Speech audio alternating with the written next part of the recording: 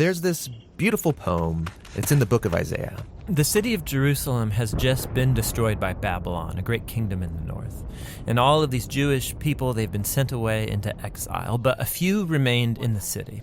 And they're left wondering, what just happened? Has our God abandoned us? Right, because Jerusalem was supposed to be the city where God would reign over the world to bring peace and blessing to everyone. Now, Isaiah had been saying that Jerusalem's destruction was a mess of Israel's own making. They had turned away from their God, become corrupt, and so their city and their temple were destroyed. Yeah, everything seems lost. But the poem goes on. There's a watchman on the city walls. And far out on the hills, we see a messenger, and he's running towards the city. He's running and he's shouting, "Good news!"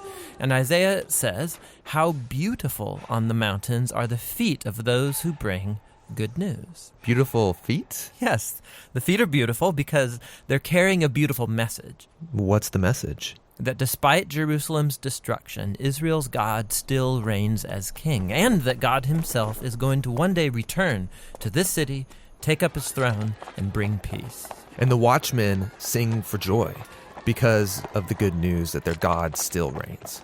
Now, in the New Testament, we find this same phrase, the good news. It's the Greek word euangelion, and it's also sometimes translated with the word gospel. Yeah, so when Christians say, "Do you believe the gospel?" they mean, do you believe the news? But not just any news. In the Bible, this phrase is always about the announcement of the reign of a new king. And in the New Testament, the Gospels use this phrase to summarize all of Jesus' teachings. They say that he went about proclaiming the good news of God's kingdom. So Jesus saw himself as the messenger, bringing the news that God reigns. Yes, but the way that he described God's reign, it surprised everybody. I mean, think, a powerful, successful kingdom. It needs to be strong, able to impose its will, able to defeat its enemies. But Jesus said the greatest person in God's kingdom was the weakest, the one who loves and who serves the poor.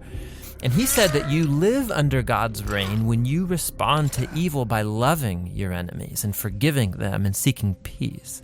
This is an upside-down kingdom. Now, Jesus also said that this kingdom was arriving with him. Yeah, so for example, there's this really interesting story where there's a high-ranking Roman officer, and he comes to Jesus begging him to heal his servant. And he even calls Jesus his Lord, acknowledging that Jesus is his authority. Jesus praises this man for recognizing what no one else yet had, that not only was Jesus announcing God's kingdom, he was the king. And so the word gets out that this Jewish man from Galilee is talking and acting like he's the king of Israel. He's appointing 12 disciples, which are an image of Israel's 12 tribes. He's healing people, forgiving people their sins. And all of this so threatened Israel's leaders that they finally decide to have him killed. And Jesus let them. Yeah, which is a weird thing to do if you're trying to become king. That's right. But for Jesus, this is what had to happen. Jesus saw the sin and the devastation of his people Israel as just one small part of the entire human condition. How all humanity has rebelled against God, resulting in the tragedy and devastation of our whole world. And so how is God going to bring his reign over such a world? Jesus believed it would be through an act of sacrificial love for his enemies. This is why in the Gospels, Jesus' crucifixion is depicted as his enthronement as the King of the Jews. Yeah, he receives a crown. He also receives a robe. He's exalted up, not onto a throne, but onto the cross. How beautiful are the feet that bring good news. And the good news now is that Jesus has defeated death and that he reigns as king, that he's dealt with our sin and corruption himself and that he's conquered it with his life and with his love.